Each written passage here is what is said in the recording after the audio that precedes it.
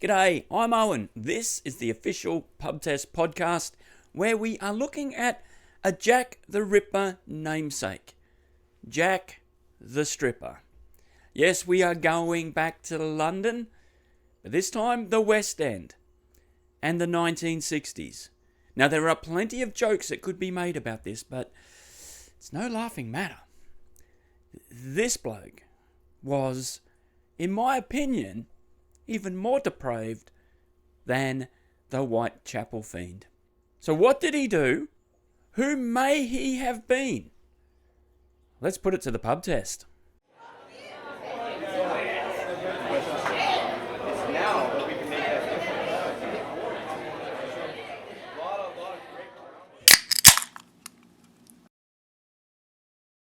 Now this perpetrator got known as Jack the Stripper by the papers, but it's also known as the Hammersmith nude murders. Now I'm not sure why it actually gets that name, Hammersmith. Even though Hammersmith is in that area and it does play a big part, a lot of these crimes seem to happen in Chiswick and other areas just around. Unless Hammersmith is a broader term for the area, I don't know. But it is central to all these cases. Now, I don't want to leave a negative impression of Hammersmith, so I will just read what was on the website of the local football team. They said about the club, a creative, dynamic and entrepreneurial football club fueled by a community-centric spirit. Whilst on a mission for silverware, we're also on a mission for equality of opportunity and celebration of diversity of culture. From Bosnia to Nigeria to Sri Lanka, think of us as the United Nations of Hammersmith. We breathe energy and soul and passion into our community by promoting participation in sport through our men and women's teams, as well as building career workshops to set Hammersmith's youth up for a bright future after leaving school. Yes, it's an amateur football club, but if every football team or sporting team had those type of aspirations, well then, that would make all of our communities a much better place. And I thought that was important to mention before we start talking about the Hammersmith nude murders. But before we dive into the victims, it's important to understand what was life like in the 1960s in general, but also specifically here in the London area. Like, times had changed in England. Conscription in the army had stopped. So all these young men were no longer being drafted for a certain amount of time to get that military training. Now, some people would say that probably wasn't all that good when we see perhaps the lax in discipline that seemed to crop up in the 60s. The loosening of morals, we would say. The older generation probably like, you've got to get those young boys into the army. Look what's happening now. This is terrible. Well, there were some good things, though, that without a doubt changed society. And that was feminism was on the rise. Women weren't being just pushed down, ignored, not being able to take on positions of responsibility. No, that women were being raised up in society. And I think it's safe to say there is still a fair way to go. But because of that, we have to make the comparison now to Jack the Ripper's time. Even though that was in the East End, in Jack the Ripper's day, the women on the street were known as unfortunates. Why? Because it was the only way they could eke out a meagre existence and put a roof over their head perhaps for that evening. Well, in the 1960s, all the victims we're talking about also were plying that profession. Yes, they were women on the street, but they weren't considered unfortunates. They were known as business girls, or at least that's the term that they like to use about themselves. And it made sense because they were conducting a business, they were making money, and some of them were doing okay for themselves. But it is important to note here with many of these victims we're talking about, perhaps knew each other. In fact, some of them most likely had close contact. There was an underground party scene and many of these victims we're going to talk about were involved in that. The adult film industry had started to get a bit of traction. It was becoming a business in itself. And many of these girls were involved in that industry too. So without doubt, living in close proximity, engaging in a lot of these activities, well, they would have been known to each other. Now, there are 8 victims that we are talking about, but the first 2 were not attributed to the Jack the Stripper case until after, when people looked back and said, oh, this matches the MO of the Hammersmith nude murderer. And I'm not sure, particularly with the first one, if it does actually match the crimes. But regardless, the perpetrator has never been caught. So whoever did these crimes seems to have gotten away with all of them. And the first one we're looking at occurred on the 17th of June, 1959, and it was Elizabeth Figg. Now, her body was discovered in Duke's Meadows. It was a bit of a park area. And it was known as a lover's lane, but a lover's lane in the sense that these business girls would meet someone, go off to conduct business there in Duke's Meadow. So it wasn't out of the ordinary to see a car parked in this area. And it said on that very night, someone from a shop a little bit further away, so he was too far away to do anything about this, saw a car, the lights turn off, and he hears a woman scream. And then the car drives away. Well, that following morning, they found Elizabeth Figg. She'd been strangled, and just a detail here which may have made this connection with the other victims is that she was missing some teeth, and that comes out again a bit later. But her shoes, handbag, and a couple of other personal items were totally missing, and so was her clothing. And this was the hallmark of Jack the Stripper. What is really sad about this particular case, that Elizabeth Figg's picture was posted in the paper because they had no way of identifying her. Like, all her personal belongings had been taken away. And of one of the people that did recognize the picture in the paper was Elizabeth Figg's mother. And I would have no idea how you would feel as a parent to see one of your children's pictures in the paper, and that's how you find out what an atrocity has happened to her. But then it was quite some time later, on the 8th of November in 1963, Gwyneth Reese was found to be murdered. She went missing in September, but was found at a rubbish tip in November. Now, that is critical when we consider all of the Jack the Stripper crimes, because there's no way that body had been sitting at the rubbish tip for 2 months. In fact, as the workers at this tip were trying to clear some landfill, the shovel hit the body and basically took off this corpse's head. And no doubt because of decomposition and everything else, it was very hard to work out how Gwyneth was murdered. But it's also safe to say that that body had not been sitting at the tip for 2 months. It had been carted there at a later time. So at some point, this body would have had to have been in storage. But then a few months later, on the 2nd of February, 1964, Hannah Tailford, her body was found on the bank of the River Thames. It's officially said she died by drowning, but the drowning was forced. She hadn't jumped into the river and just accidentally got into trouble. They knew that. Also, she had no clothing. Now, I'm not from London. I've never been to London. I do want to go there, and there is a plan for that. But I would say that the River Thames would be freezing in February. But let me know if I'm right or wrong. So there's no way she decided to just go for a swim. And there was evidence that she had been thrown into that river.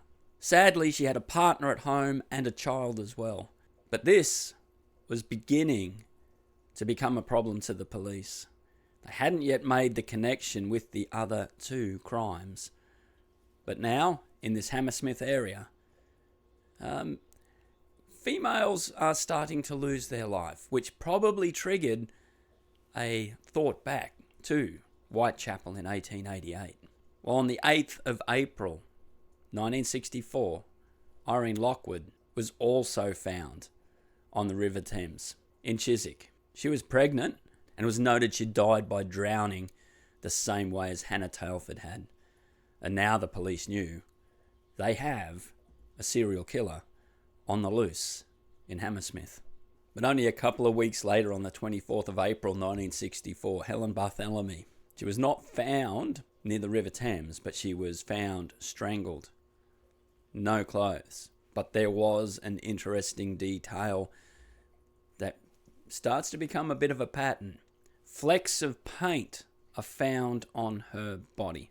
We'll talk about how they could get there later, but no flecks of paint or paint was found around where they discovered her, which means that she had to have been taken to that location. She wasn't murdered where they found her.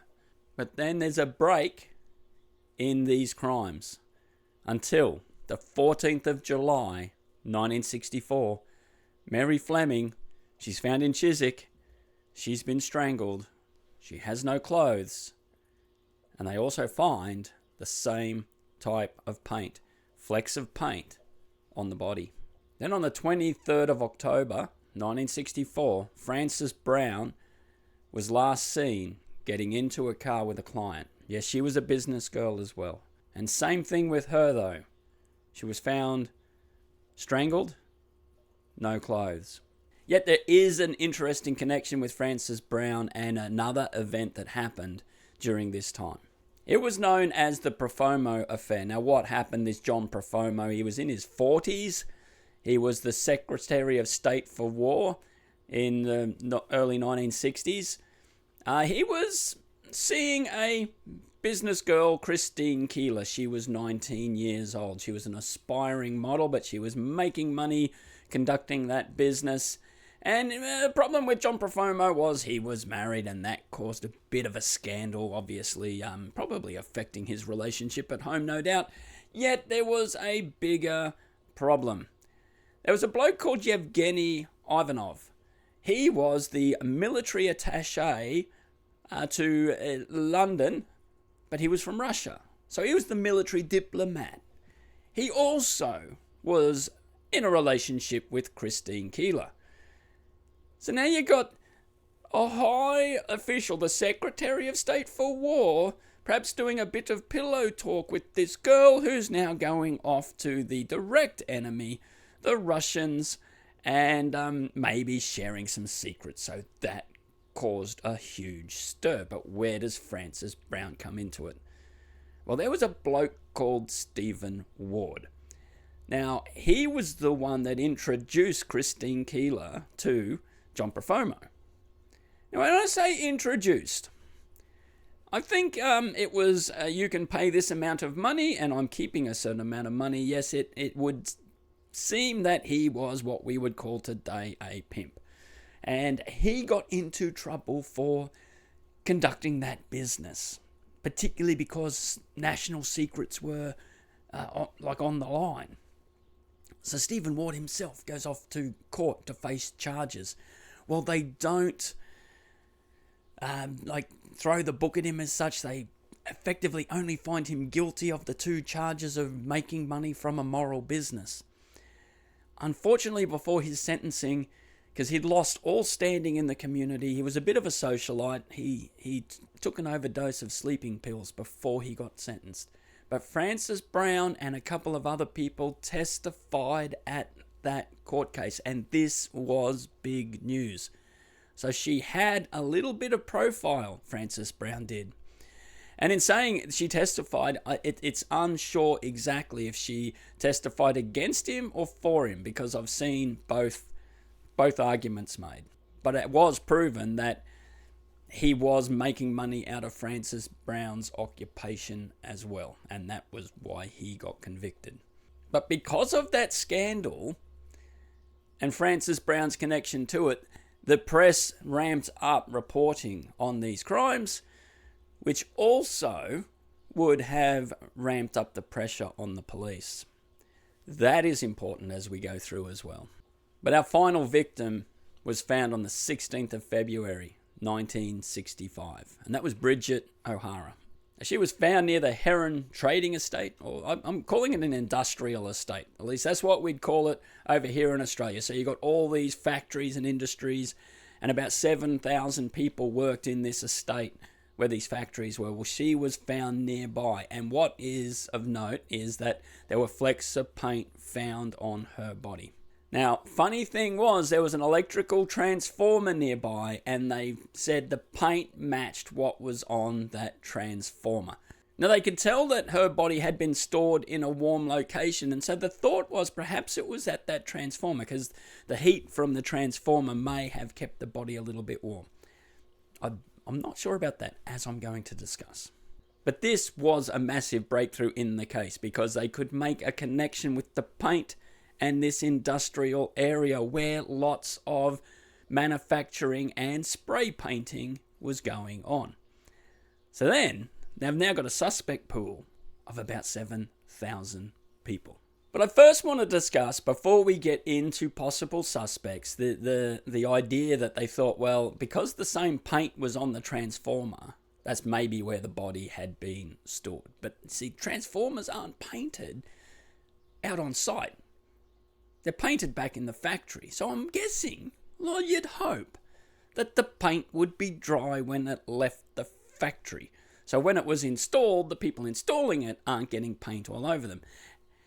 And if you say, well, maybe they painted it while it was there, surely someone painting it would have seen a body lying near the transformer.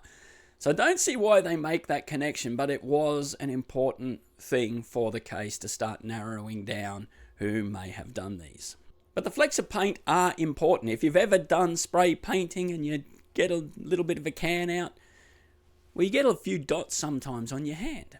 And so the idea that these bodies were somewhere where someone was painting is rather disturbing, but they did find an abandoned factory in this industrial estate. And they knew from evidence that this is where some of the bodies had been stored. I'm still unsure as to how or why anyone would be spray painting around some dead bodies, but must have happened somehow. But there is a big difference between Jack the Ripper and this bloke, Jack the Stripper. Jack the Ripper attacked his victims when he had that opportunity and then left the scene. This bloke. But there is a big difference between Jack the Ripper and Jack the Stripper. Jack the Ripper attacked his victims when he had that opportunity. This bloke was very calculating. He stalked his victims. He was able to store them, maybe even kidnap them, we really don't know, and kept them perhaps in this factory for any length of time before disposing of them and then dumping them off somewhere. I mean, this is really one sick individual. And I mentioned the first victim was missing some teeth. Well, many of the victims were missing teeth. And it said that this bloke was souveniring them.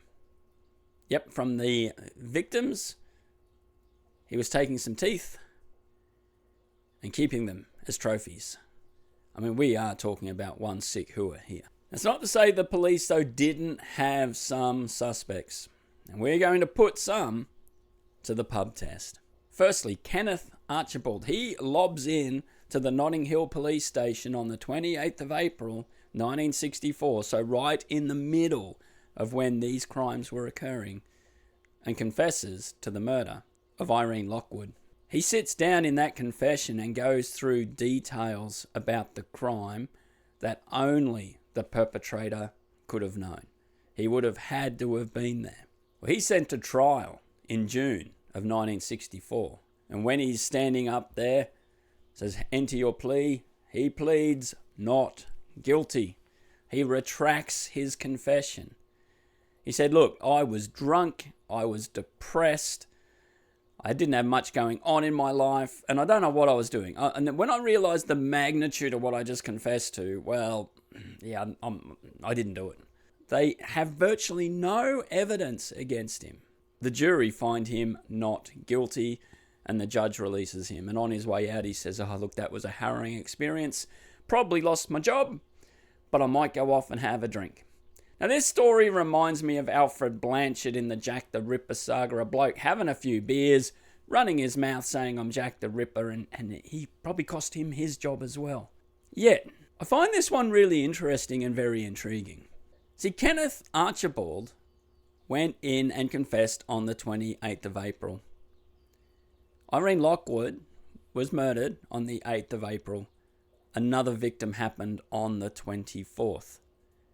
He gets released from custody in June of 1964.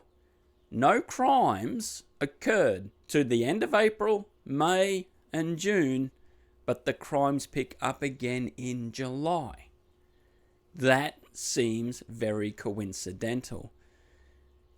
And Kenneth Archibald says, "I did not know Irene at all, never met her." Yet the club that he worked at, they found she had a card from that club. So it's likely that he had actually met her. And I don't know if the police, when the crimes began, again, after he's now released, if they look back into him seriously. I mean, they could have. He only was found innocent of one crime. They surely could have charged him with more. But for whatever reason, he seems to just disappear from this story. Do I think he was Jack the Stripper? No. Doesn't quite pass the pub test for me, but I do find those things quite alarming and think perhaps they should have put a bit more work into finding his whereabouts after he gets released. Now, the next person we're talking about is Mungo Ireland. Now, the chief inspector of the Jack the Stripper crimes, DeRose, he named this bloke as the primary person of interest. And there's a good reason for that, because Ireland was a security guard at the industrial estate. That abandoned factory stored some bodies, and as a security guard, no one would be suspicious if you were going around to an abandoned building, because probably your job was to make sure no one was living in it. You know, you don't have squatters or anything else. And so you coming and going from somewhere like that would not have raised eyebrows at all. So that would be a very good cover. Now, the inference is made that the police are looking into him, and then, sadly, Mungo Ireland took his own life by carbon monoxide poisoning, and the inference was made as the police were closing in on him. The letter, and I've seen this written, makes it look like he was confessing to these crimes. But let's have a look at the note that he left. It read, if this has been transcribed correctly, "I can't stick it any longer. It may be my fault, but not all of it. I'm sorry Harry is a burden to you. Give my love to the kid. Farewell, Jock." But then he adds, "To save the police any trouble, you'll find me in the garage." That does not sound like a confession to the Jack the Stripper crimes to me. And it was known then later that he actually had some speeding tickets or some vehicle infractions that the police were looking for him for. Maybe it was a bigger issue than just a speeding ticket, but regardless, the police were trying to catch up with him for those crimes. And he'd only been a security guard at that industrial estate for 3 weeks. He hadn't been there the whole time. There's no way he could have used that factory to store bodies in a 3-week period, because these crimes span such a bigger time frame. And for at least 2 of the crimes, he was back in Scotland, his home country. So it soon became known that, and only in more later years, that Mungo Ireland most likely could not have committed these crimes. It's actually found that Inspector DeRose had something against this bloke, and maybe even fabricated a little bit of information to pin him for it. So was Mungo Ireland Jack the Stripper? I would definitely say no. It does not pass the pub test. Then we have Freddy Mills. Now, he was a boxer, he was a light heavyweight, and he was a media darling. People loved him. He had the look. Not only did he have the look, he had the style that people like. And I say style because he didn't have much boxing technique. You see, you get people that can really, get in and put on a clinic, as they say. But this bloke was just literally a scrappy fighter. And he could take a hit, but he could throw some hand grenades as well. So he'd be launching these bombs with his fist, and often, because of a puncher's chance, he'd knock a few people out and win his fights that way. But now I need to just state here, because this, I think, is critical to what happens to him later. He was in a fight, and he was against someone who was considered to be way above his skill level. And he's going the distance, and he's almost beaten this bloke. But in the last round, this other guy gets on top of him, knocks him down twice, and the referee stops the fight. Now, if that happens today in boxing, you are not allowed to fight for so many days because of head injuries. Well, Mills was fighting again 3 weeks later. That is not good. Not good at all for his own health. But he also was found passed away in his own car with a little carnival rifle. I think one of those ones that, back in the day you'd do that shooting little targets as they go by, maybe the ducks. Well, they found him with a gun like that between his knees inside of his car. Now, it's hotly debated whether he did it or he was taken out by maybe even gangsters, because he did know the Kray twins. If you haven't heard of the Kray twins, that is also a very disturbing story, but they were pretty much the kingpins in the West End, the underworld figures, the gangsters, and they were ruthless in what they did.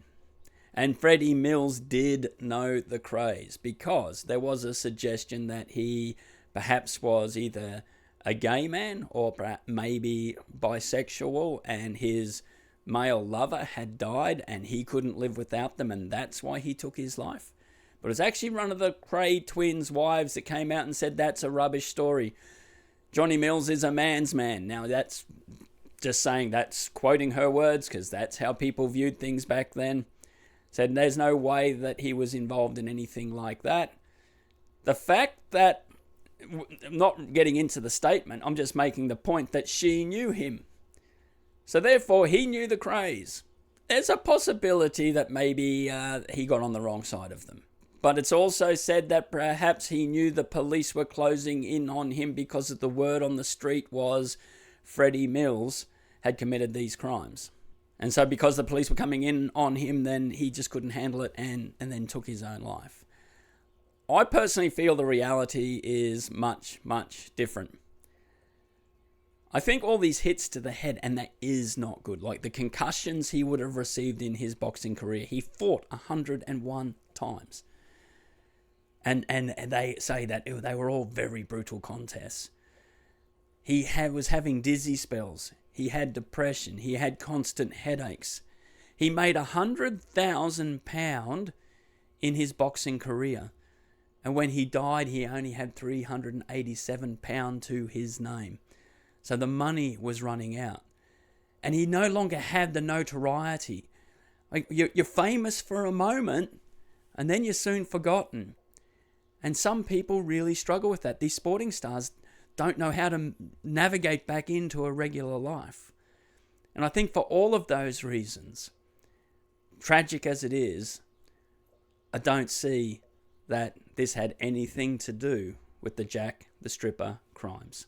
So for me, no, it doesn't pass the pub test that Freddy Mills was Jack the Stripper. Now there is one that is odd, and I'm going to mention him again a little bit later, but there's an unnamed policeman. Now they basically say this bloke was a bit of a nutter, because like we all like to have a bit of fun at work, you muck around with your colleagues, and this bloke liked to do that. He's just having some fun. He'd go commit some burglaries to make his fellow colleagues look a little bit stupid for not being able to solve the crimes. Yeah, I don't know. Beats me as to why someone would think that that would be a funny thing to do. But anyway, he gets caught and he spends a year in prison. He gets out in 1963. Now, remembering this is unnamed, no one's actually named this person. But then because of this grudge, he goes on this series of events to really bring down the police force. Now, on the surface of it, does it pass the pub test? Absolutely not, and particularly because this bloke's never been named. He'd already done time in prison. I don't think the police really would have felt any obligation to this bloke to hide or shield the name. But there is a detail that we'll mention later that may shed a different perspective on it. But there was a superintendent of the police force too. He was also named as being Jack the Stripper. I am not naming the person because to me it's just wild speculation. So, and these two, the superintendent and this unnamed police officer, are apparently different people when it's been discussed.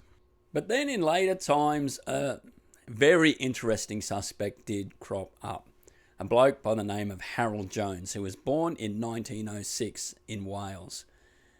And this is disturbing. Viewer discretion is advised on this person.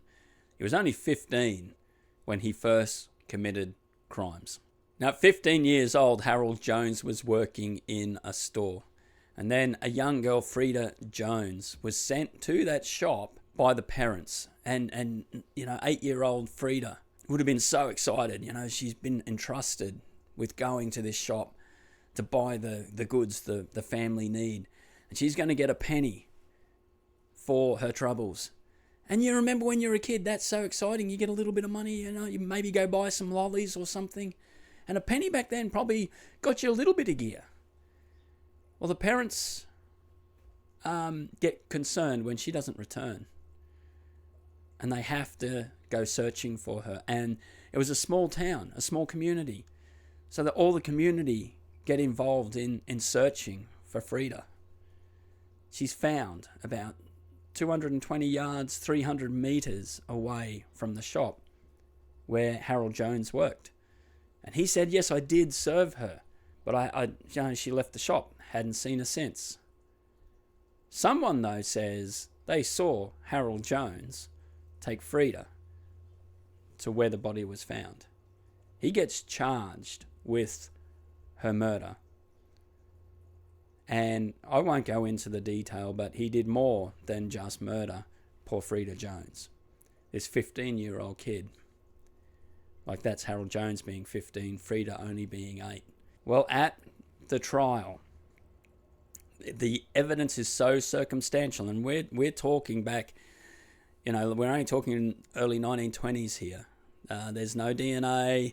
Probably blood matching was a difficult thing to do. Well, they find him not guilty. And the local people are very happy about that.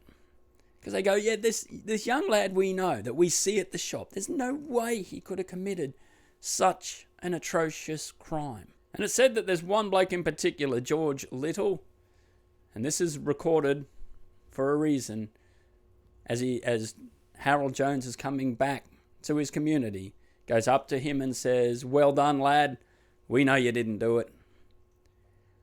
Very, very sad considering the next event, because George Little's daughter, Florence, well, she goes missing. Only 17 days after Harold Jones returns to town. The graphicness of what happened to Florence is recorded in detail if you wish to search it up.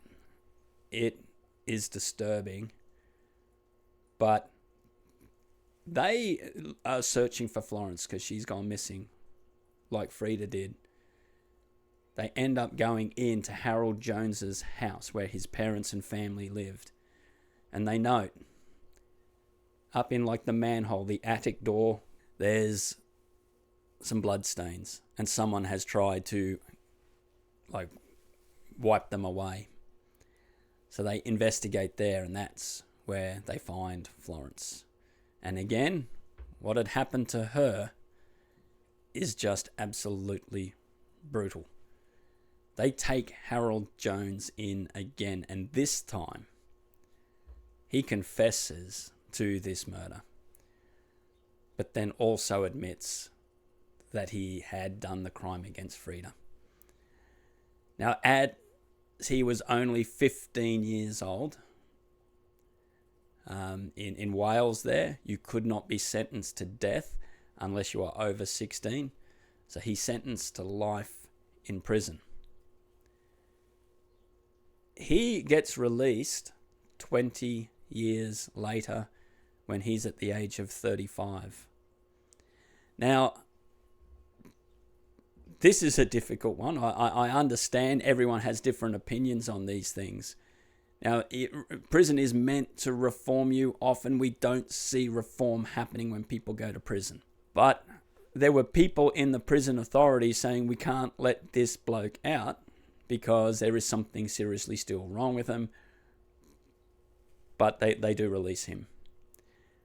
It's stated that he went and visited the graves of both of his victims. So he goes back to town very briefly, does that, and then people don't see him again. There's two ways to look at that scenario as well. Like, if you were really remorseful, you might go back, maybe asking forgiveness. And I know it's too late, but, perhaps that's what you're going to do. Well, I could understand that. But the inference is made that maybe he was going back to gloat, to revel in his crimes one last time.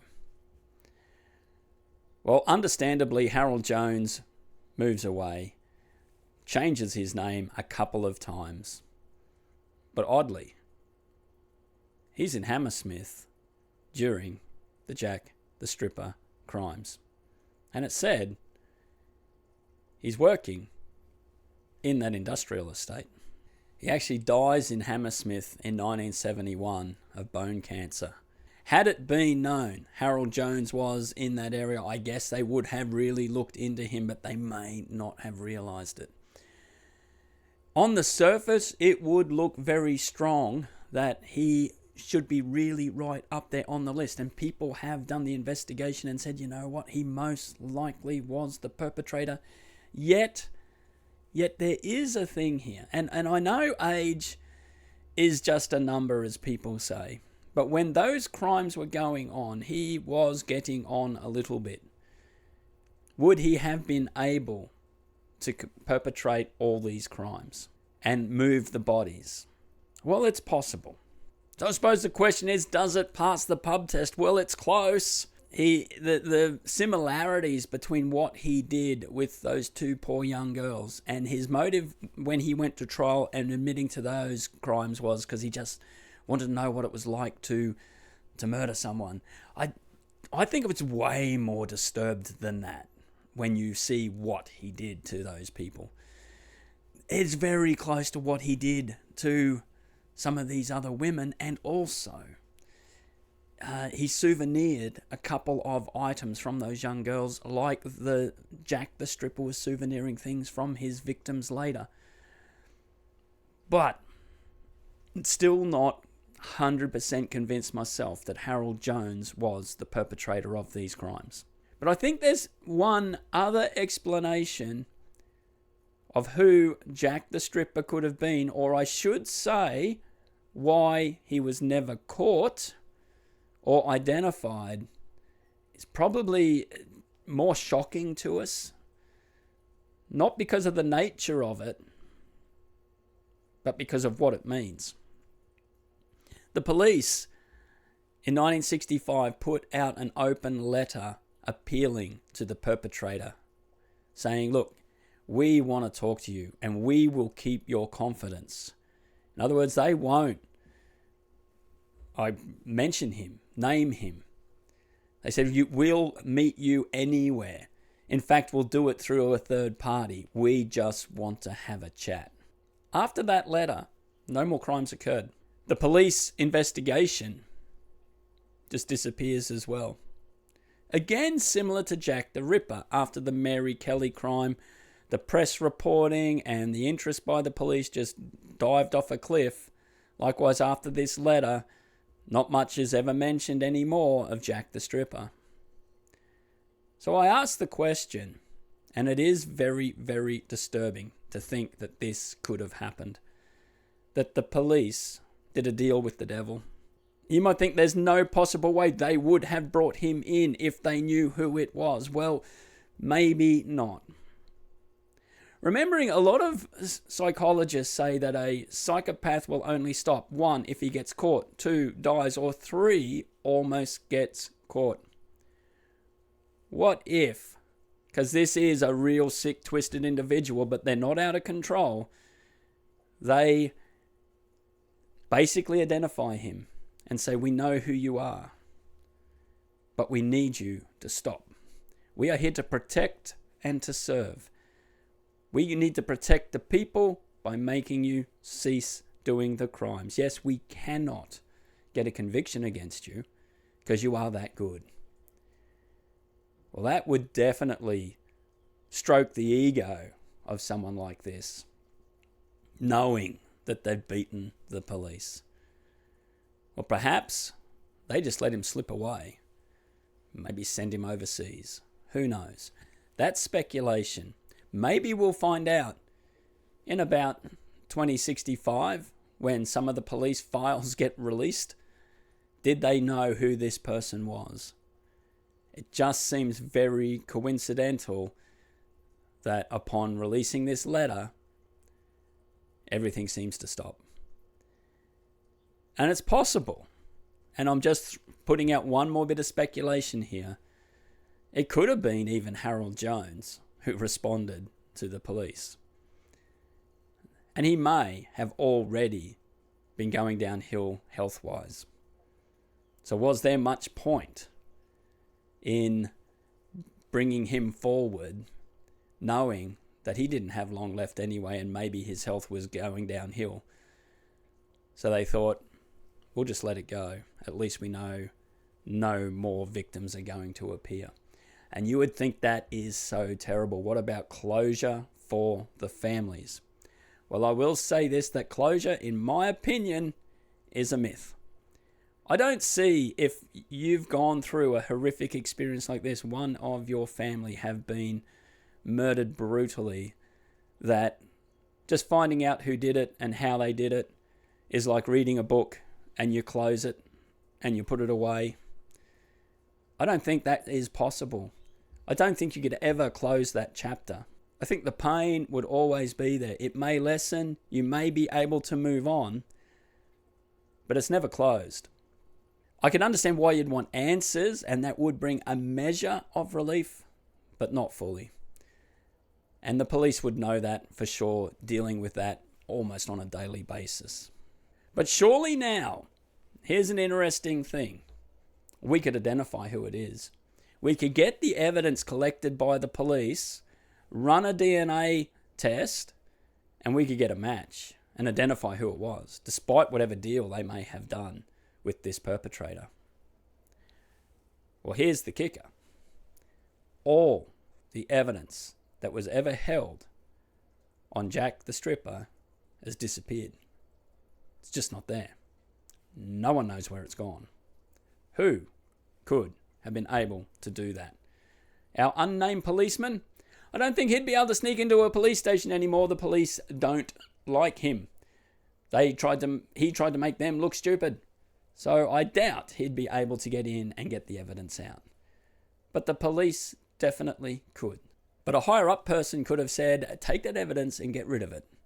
We don't need it anymore. We know who did it. We can't convict him. Make it disappear. That is disturbing. But for me, it does pass the pub test. Because otherwise, why on earth has the evidence gone?